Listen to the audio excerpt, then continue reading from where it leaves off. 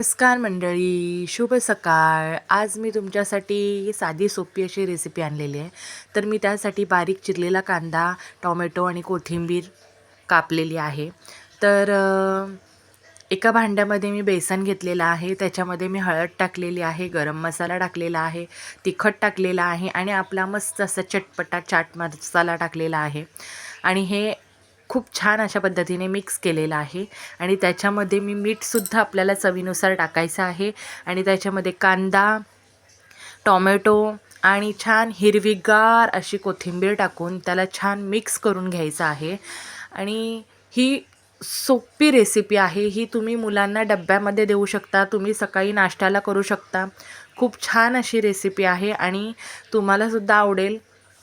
तर मी तुमच्यासाठी छान साधी सोपी अशी नाश्ता झटपट होणारी अशी रेसिपी मी तुमच्यासाठी आणलेली आहे. झटपट पटापट.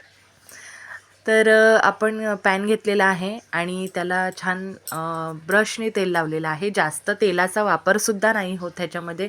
डीप फ्राय करायचं नाही आपल्याला, शॅलो फ्राय करूनच घ्यायचं आहे, पण जास्त तेलाचा वापर नाही केलेला आहे.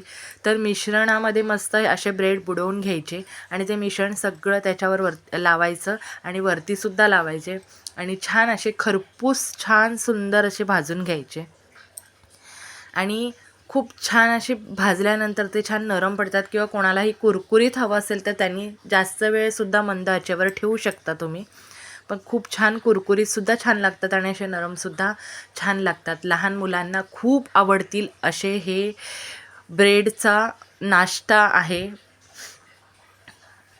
ब्रेड सँडविच वेगळ्या प्रकारचे असे मी केलेले आहेत.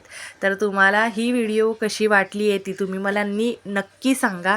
आणि आपली रेसिपीसुद्धा कशी वाटली ती तुम्ही मला नक्की सांगा. आणि आपल्या व्हिडिओला लाईक करा, शेअर करा आणि सबस्क्राईब करायला विसरू नका.